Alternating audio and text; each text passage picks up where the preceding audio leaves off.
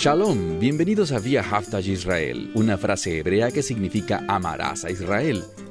Esperamos que se queden con nosotros durante los próximos 30 minutos, ya que nuestro maestro, el Dr. Baruch, nos compartirá una enseñanza expositiva de la Biblia. El Dr. Baruch es profesor titular del Instituto Zera Abraham, con sede en Israel. Aunque todos los cursos del instituto se imparten en hebreo, el Dr. Baruch se complace en compartir este video semanal en inglés con doblaje al español. Para más información, por favor, visítenos en amarasaisrael.org. Aquí está Baruch y la lección de hoy.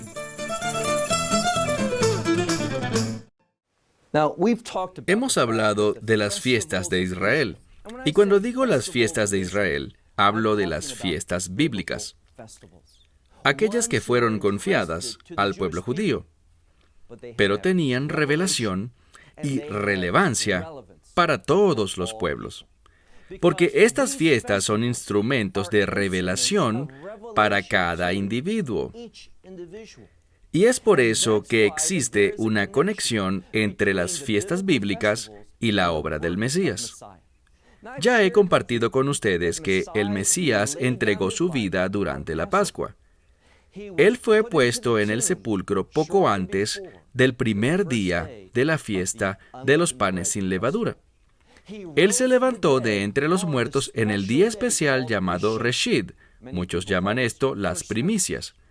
Y luego, Él entregó su Espíritu Santo en el Shavuot o Pentecostés. Todos estos días y eventos importantes ocurrieron durante las fiestas bíblicas.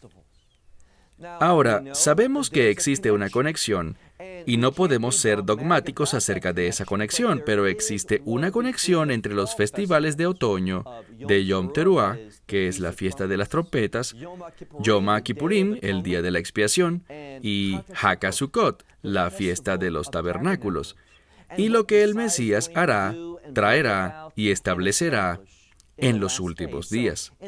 Así que de la misma manera en la que había una conexión entre las fiestas de la primavera y el ministerio de Yeshua en su primera venida, habrá una conexión entre Yeshua y lo que va a establecer cuando regrese por segunda vez, y las fiestas de otoño.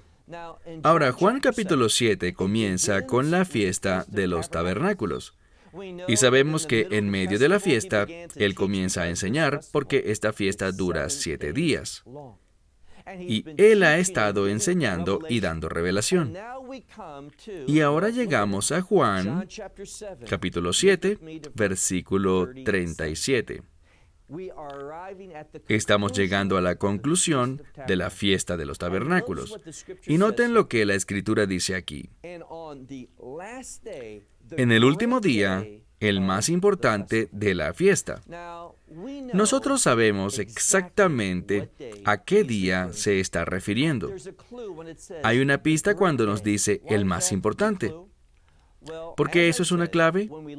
Esto es una pista porque, como les he dicho, cuando vemos la fiesta de los tabernáculos, y pueden encontrar mucho más acerca de esta celebración en Levítico capítulo 23. Allí nos dice que hay 7 días. Y el primer día de la fiesta es tratado como una sagrada convocatoria. Puede que este caiga en cualquier día de la semana, pero tiene una característica de Shabbat, es decir, que el trabajo está prohibido. Y luego hay 6 días adicionales.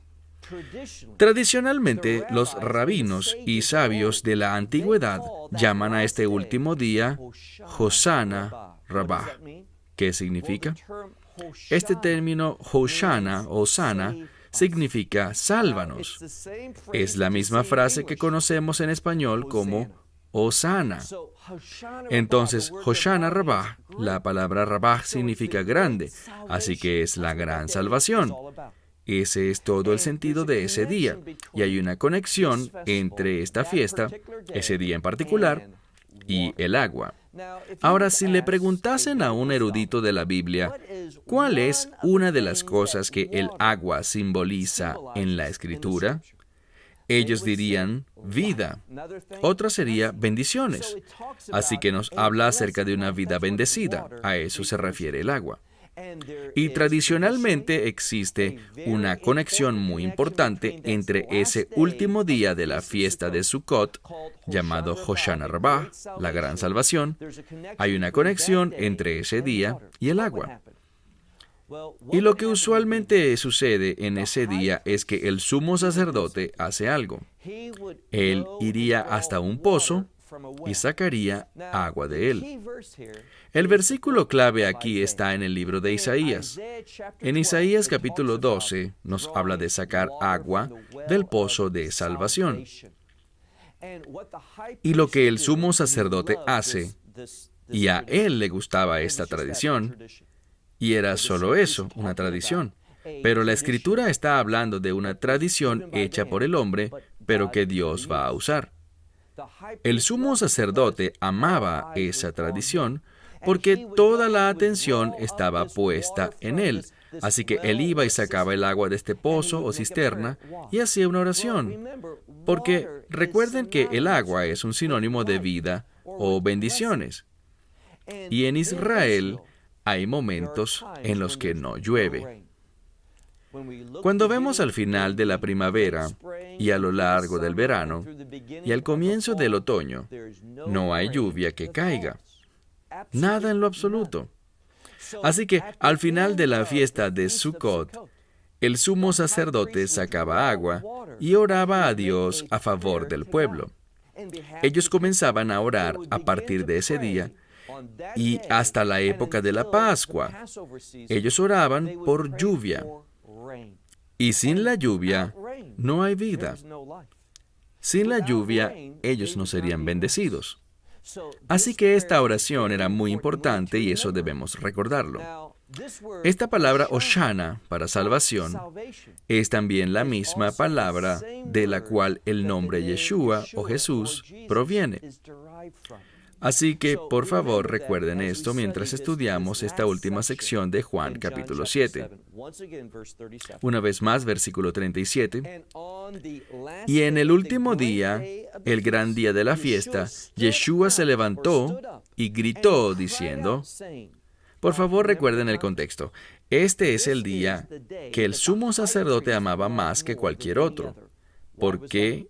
Porque el otro día, que también tenía gran importancia para el sumo sacerdote, era Yom HaKippurim, el día de la expiación. Y ese día estaba lleno de presiones. Él tenía que trabajar y hacer tantas cosas, y si hacía una sola cosa mala, si su trabajo era insuficiente, él caería muerto. Pero en este día, Hoshana Rabbah, era un día de alegría. No había presión, él simplemente tenía que ir, sacar agua y hacer una oración, y la celebración comenzaría. Un momento de regocijo, de adoración a Dios, y de hacer plegarias a Él para que la lluvia caiga. ¿Qué hizo Yeshua? Este es el contexto. Mientras el sumo sacerdote se preparaba para hacer esto que a él le va a encantar hacer, con todas las miradas del pueblo puestas en él, ¿qué hizo Yeshua? Veamos acá, fue en el último día de la fiesta, el más grande, Hoshana Rabbah, que Yeshua se levantó y gritó diciendo, y esto fue en medio de la multitud, si alguien tiene sed, que venga a mí y beba. Ahora, la oración era para Dios, para que Dios fuera la fuente de la lluvia, lo que significa que Dios es quien produce la lluvia. Pero Yeshua nos está diciendo algo. Cuando Él dice, si alguien tiene sed, venga a mí y beba, lo que nos está diciendo es, yo soy la fuente de vida. Yo soy la fuente de bendición. Yo soy quien provee el agua verdadera. Y una vez más, en este pasaje de la Escritura no hay otra manera de interpretarlo, sino que Él está hablando acerca de su divinidad. De hecho, cuando vemos comenzando en medio de la fiesta, cuando Yeshua comienza a enseñar una y otra vez las cosas que Él dijo y cómo las dijo, era revelación de su identidad. No de un simple hombre. ¿Era Él completamente hombre? Sí lo era. Pero siempre fue plenamente Dios y nunca dejó de ser plenamente Dios. El Evangelio de Juan proclama a viva voz la divinidad de Dios, que apoya una verdad bíblica. Nosotros no encontramos la palabra Trinidad en la Biblia, pero sí encontramos la base y el fundamento de la doctrina de la Trinidad a través del Nuevo Testamento y en los pasajes del Antiguo Testamento. Pero aquí estamos hablando de la divinidad de Yeshua. Dice entonces que alzó la voz con fuerza. Si alguien, y esta palabra en el idioma griego es tis, y esta es una palabra inclusiva. Significa cualquiera, ya sea hombre, mujer, judío, gentil, no hay diferencia alguna. Podría ser alguien que haya tomado con seriedad a Dios desde su juventud, o alguien que haya vivido alejado de Dios toda su vida, alguien que vivía en pecado, pero aún así estaba la invitación incluso para que esa persona responda. Continúa diciendo, si alguien tiene sed, si alguien desea estas cosas que simboliza el agua, vida, vida verdadera y las bendiciones de Dios. Si alguien quiere vida, si alguien quiere la bendición de Dios, ¿qué debe hacer? Dice aquí, que venga a mí y beba. Continuamos con el 38. Este verso 38 es muy importante porque nos revela un principio bíblico. Yo quiero ser bendecido por Dios, quiero tener vida, vida eterna. Yo quiero agua porque el agua también simboliza satisfacción. Porque sabemos que cuando estamos sedientos, no hay nada mejor que un vaso de agua fría y eso nos satisface. Así que todas estas cosas están intrínsecamente en este texto. Dice, si alguno quiere esto, que venga a mí, yo le daré de beber.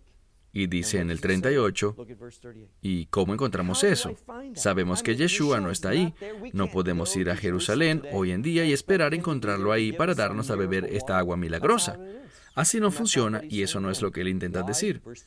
Vemos en el verso 38, porque aquel que cree en mí, tal como ha dicho la Escritura, y aquí vemos de nuevo cómo él vuelve a la palabra de Dios. Si quieres entender la revelación del Nuevo Testamento, dependes de algo, dependes de la verdad profética. Así que con frecuencia vemos que cuando habla del reino, él toma las cosas de los profetas. Leamos de nuevo. Aquel que cree en mí, una vez más, aquí está usando un término inclusivo. Cualquiera que crea, lo que significa aquel que está ejerciendo la fe, y esto nos debe traer a la mente a Abraham, este pacto abrahámico, que es un pacto de bendiciones, y no cualquier tipo de bendición, como dirían los rabinos, bendiciones de reino. Volvamos al verso 38. Aquel que cree en mí, tal como la Escritura ha dicho, de su vientre fluirán ríos de agua viva. Y aquí vemos de nuevo cómo él añade algo. Él nos da el entendimiento adecuado. Si no provienes de este trasfondo, puede que no sepas de la conexión entre el agua y la vida. Por lo que el Mesías nos dice algo aquí. Cuando te presentas ante Él, cuando ejercitas la fe, cuando crees en Él, el resultado de todo esto es que de lo más profundo de tu ser fluirá, y puede ser tu vientre, tu estómago, pero aquí realmente se está refiriendo a la esencia del individuo. ¿Qué es lo que va a fluir? Dice, agua viva. Una vez más debemos volver y entender cómo la Escritura fue armada. Bíblicamente hablando, y los rabinos sabían esto, existía una conexión entre el término vida y el reino. ¿Por qué? Porque donde estamos ahora mismo, esto no es vida. Quiero decir que estamos vivos, pero ¿realmente estamos experimentando la vida verdadera? Bueno, la única manera de lograr eso es a través del Mesías. Es por eso que Él dice, he venido para que ustedes tengan vida y la tengan en abundancia. Ahora, en hebreo, el Nuevo Testamento en hebreo dice, tener vida shefa. Shefa significa en abundancia. Y esta palabra también está conectada a una característica de reino. Es lo mismo que vemos, por ejemplo, en el libro de Ezequiel. En Ezequiel capítulo 47, cuando habla acerca del agua fluyendo del templo. ¿Pueden ver la conexión? Agua fluyendo del templo es algo único. Sale de Jerusalén a través del Arbat hasta el Mar Muerto. y trae como resultado un cambio, o dicho en otras palabras, produce una transformación. ¿Cuál es esa transformación? 3 cosas. Hemos hablado de ellas antes. Produce sanidad, produce vida. Para que nosotros tengamos vida, tenemos que ser sanados primero. El Mesías nos sana espiritualmente para que tengamos vida, pero no cualquier vida. ¿Cuál es esa tercera cosa que menciona Ezequiel? ¿Eso relacionado con el agua? Produce abundancia. Y es exactamente de eso de lo que Yeshua nos habla aquí. Vemos que él está citando y haciendo referencia, justo como dice aquí, como la Escritura lo ha dicho. Verán que él se está fundamentando probablemente en Ezequiel capítulo 47, o quizás un poco más específico en el libro de Zacarías capítulo 14. Hago mención a Zacarías 14 como una referencia más clara, porque si buscan, ustedes encontrarán en Zacarías 14 que el contexto de la segunda mitad de ese capítulo es la misma fiesta. La fiesta de Sukkot, la fiesta de los tabernáculos. Y el agua está presente. Y esta agua va a fluir, pero aquí no está hablando simplemente de agua física. ¿Por qué lo digo? Y al continuar leyendo vemos en el versículo 39, esto dijo él, refiriéndose a Yeshua, esto dijo acerca del Espíritu que aún no había sido recibido por aquellos que creen en él, porque aún no estaba el Espíritu Santo. Eso significa... Mejor les explico lo que no significa. Esto no significa que el Espíritu Santo aún no existía. No, simplemente el Espíritu Santo aún no se había desatado. ¿Para quién? Bueno, en el contexto podemos ver, si regresamos al verso 31, hay un grupo de personas de entre la multitud, no de los líderes, sino de la multitud, que creían en él.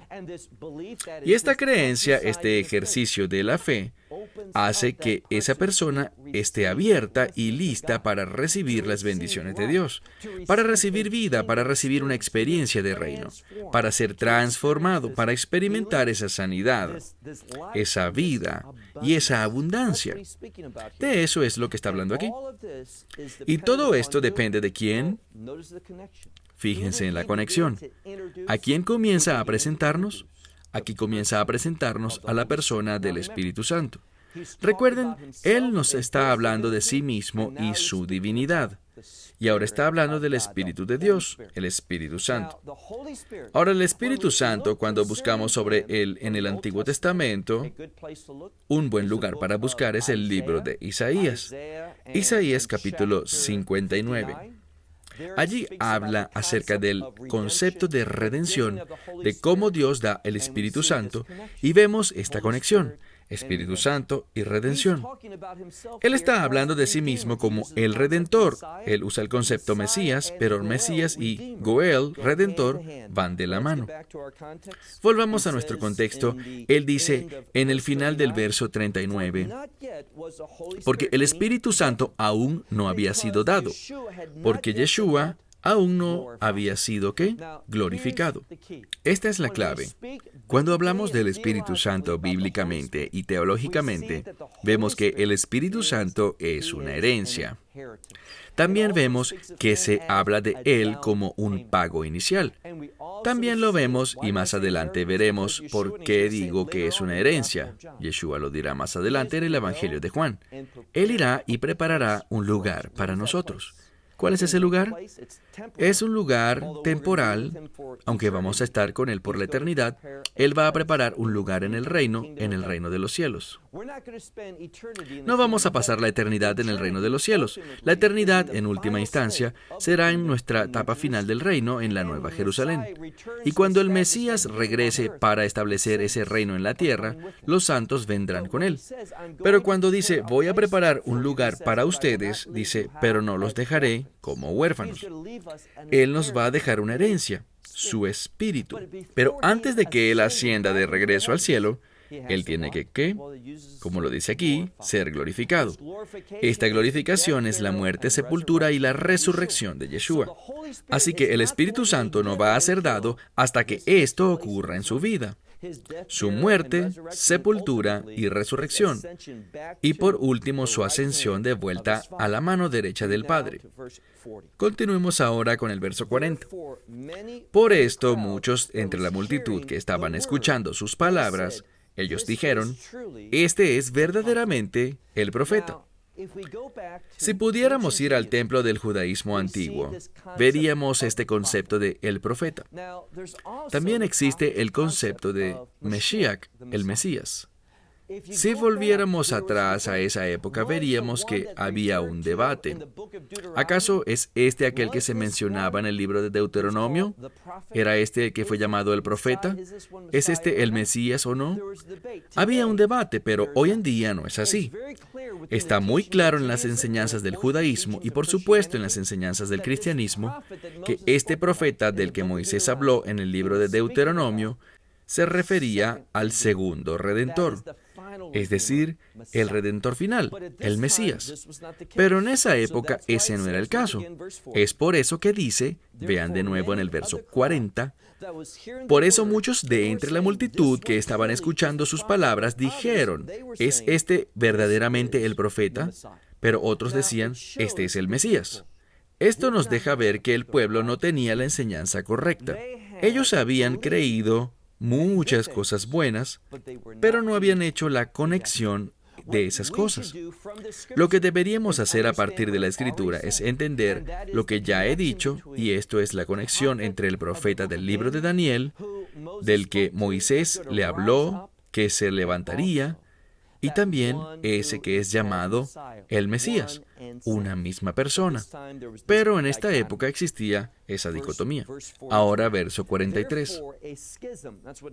Debido a esto existía una división, o literalmente en griego la palabra esquisma, un debate o un conflicto entre la multitud acerca de él.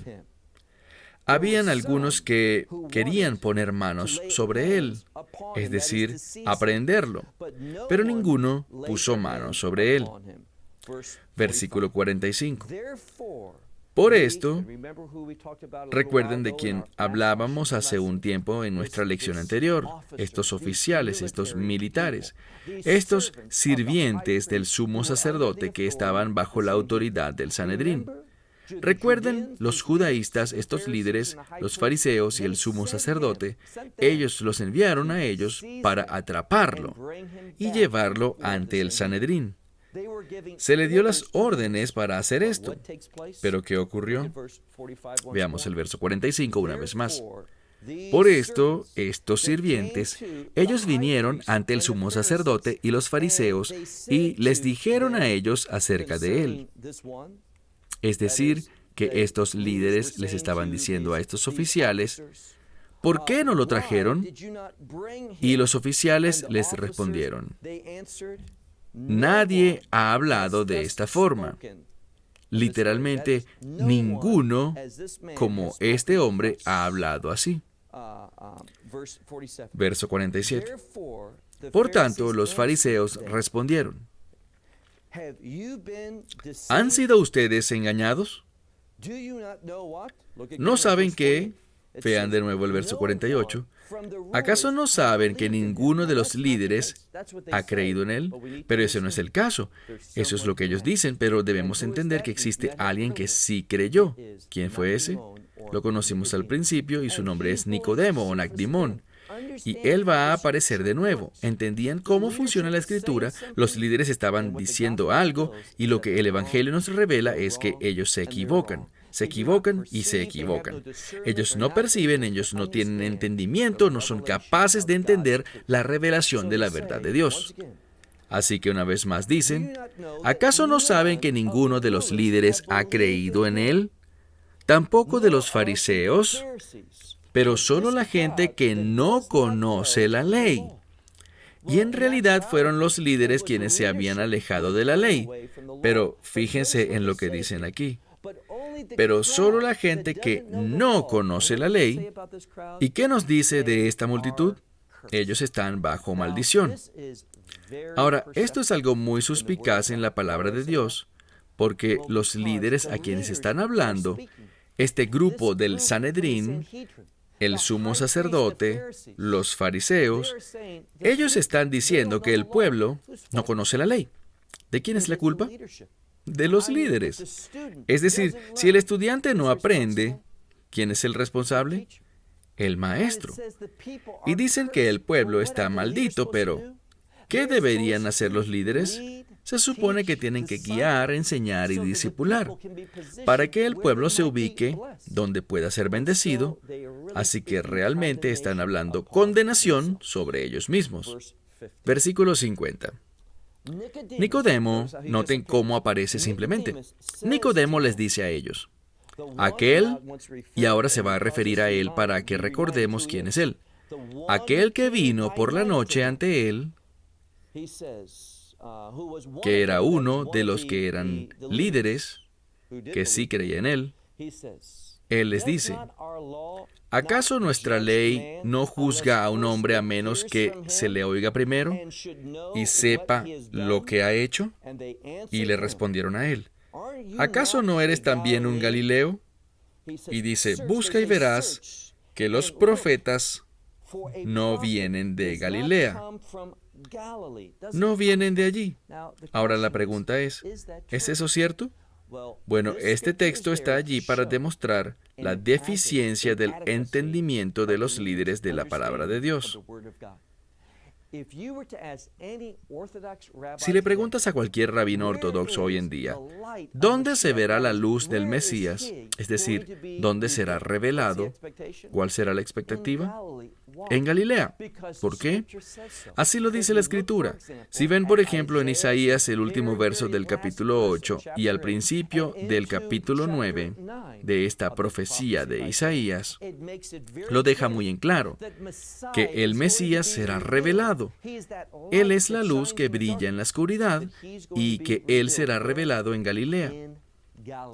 Ha habido una expectativa de que el Mesías se manifestará desde Galilea y allí es donde Yeshua ha hecho la mayoría de sus grandes obras. Ahí es donde el pueblo comenzó a escuchar de Él.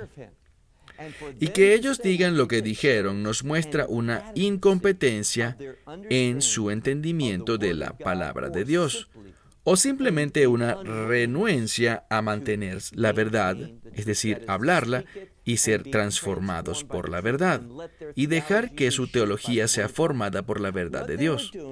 Lo que ellos estaban haciendo era simplemente rechazar al Mesías. Y cuando vemos en las Escrituras, lo que encontramos es esto. Más y más, Yeshua nos da la revelación. Más y más, hay bases bíblicas para su identidad. Pero el problema es que el pueblo, no el pueblo, sino los líderes, lo rechazaron. Mi esperanza y oración es que no rechacemos la revelación de la Escritura, sino que seamos suficientemente sabios y humildes para someternos a ella. Hasta la semana que viene. Dios les bendiga.